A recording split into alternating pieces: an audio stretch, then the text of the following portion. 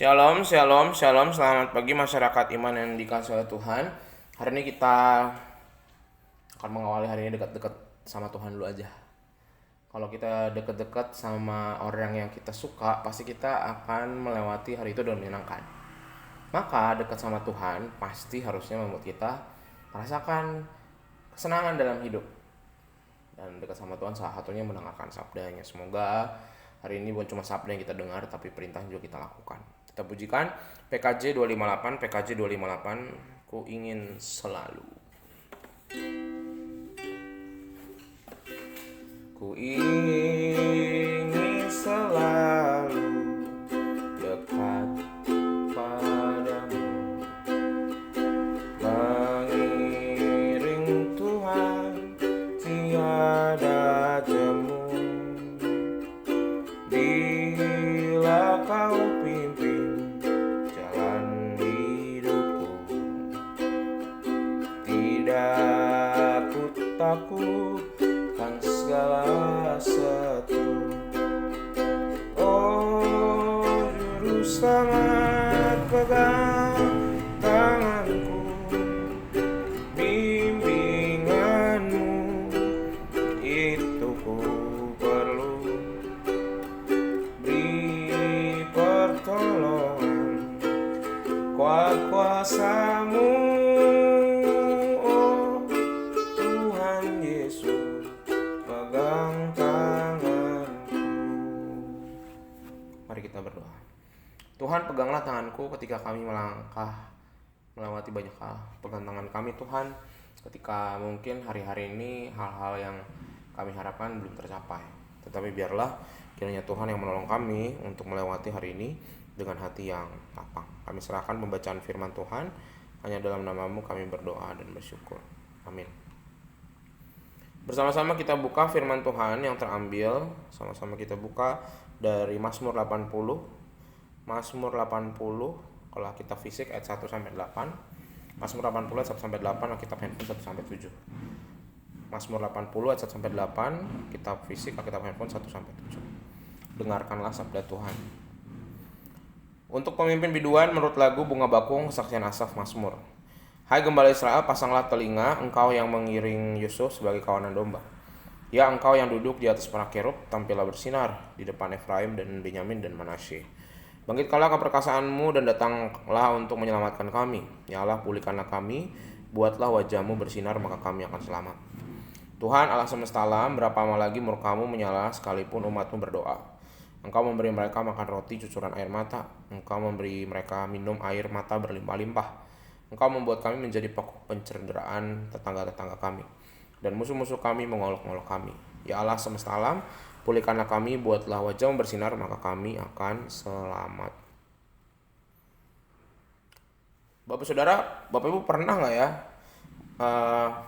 menangis sampai air mata keluar itu, tapi bukan karena sedih, tapi karena penyesalan akibat kondisi hidup yang terpuruk dan kita merasa itu salah kita.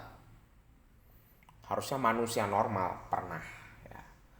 Tapi kalau manusia yang ngerasa sayanya korban, saya nggak pernah salah, kayaknya sih akan sulit menangis menyesal.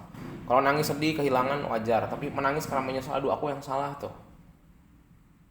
Seharusnya manusia normal bisa dan pernah, termasuk Bapak Ibu. Nah pada saat itu Bapak Ibu pasti ada kalanya sulit bagi kita untuk bisa melihat pengharapan, karena kita ngerasa saya udah bikin salah dan semua hal ini terjadi. Nah Bapak juga ini yang dialami oleh umat. Pengkhianatan bangsa Israel terhadap Tuhan menyebabkan mereka ditimpa murka, dan mereka menyadari setelah agak lama gitu ya, nggak langsung dia sadar, tapi setelah melewatin banyak hal, dapat penghukuman Tuhan, baru sadar beratnya penderitaan yang dialami membuat umat berkeluh kesah kepada Tuhan. Dan hal ini tampak pada berapa lama lagi Tuhan katanya. Jadi dia tahu bahwa dia salah gitu ya. Kalimat tersebut memperlihatkan kesadaran bahwa mereka salah, tapi di tengah-tengah itu ada ketidaksabaran. Berapa lama lagi? Masih mau ngatur Tuhan ya, emang orang salah hebat ya. Mau ngatur Tuhan. Nggak sabar mereka karena murka Tuhan tuh nggak surut-surut. Walaupun mereka sudah mengakui kesalahan mereka, berdoa mohon pengampunan, sehingga mereka mengatakan makanan harian kami adalah penderitaan, ratapan, olok-olokan musuh. Tetapi di dalam masa kesesaran itu, pemazmur mengontraskan karya keselamatan dan peliharaan di masa lampau dengan keterpurukan mereka saat ini. Pada zaman Daud dan Salomo Allah menyebut nama Israel termasyhur dan berjaya, tapi saat ini orang Israel menderita. Allah membuang tanda kutip umatnya di tengah-tengah situasi yang memilukan, sehingga pemazmur mengajak bangsanya untuk kembali berharap pada Allah dan menyadari kesalahannya di hadapan Allah. Walaupun murka Allah belum reda, pemazmur mengingatkan bangsanya agar jangan berputus asa. Namanya juga proses, sebab Allah Israel juga punya kuasa atas alam semesta dan punya hak itu. Kita siapa gitu sampai bisa ngatur-ngatur Tuhan. Jadi harus terus merendahkan diri kita di hadapan Tuhan gitu ya. Jadi mungkin Bapak Ibu akan sering mendengar kata, "Ya Tuhan, kami merendahkan hati." Jadi itu keluar dari mana? Karena orang Israel itu sombong dan kadang-kadang kalau ngomong sama Tuhan maksa.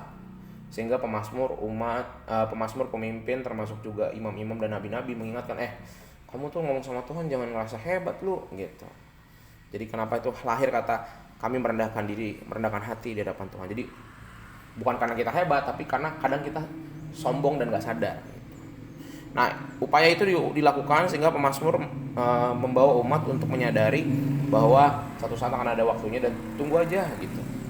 Ratapan pemazmur dan umat merupakan wujud penyesalan dan pertobatan terhadap Allah, dan dalam kesedihannya pemazmur sujud di hadapan Tuhan untuk mengikrarkan. Jadi ada ikrar tekad. Jadi kalau udah tahu Tuhan belum berubah pikiran, kita masih dapat penghukuman, berarti kita masih punya tekad untuk senantiasa hidup dalam jalan Tuhan. Jadi jangan tiba-tiba gara-gara Tuhan belum ngasih terus kita marah, Tuhan belum menjawab doa kita terus kita kesel, Tuhan belum kasih jawab doa terus kita ngerasa gimana. Jangan, tetap dia taat.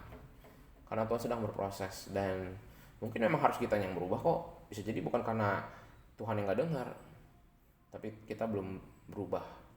Semoga hari ini kita juga bisa memperbaiki diri. Amin. Mari kita berdoa. Tuhan, terima kasih melalui firman-Mu hari ini kami bersama dengan pemazmur dan umat menyadari agar kami tidak hanya menuntut Tuhan ketika jawaban doa kami belum dijawab, tapi ajarkan kami untuk berproses, karena mungkin kami yang masih terlalu sombong dan kurang rendah hati. Kami serahkan ya Tuhan hidup kami dalam nama-Mu kami berdoa. Amin. Selamat pagi, Tuhan Yesus memberkati, tetap bersemangat.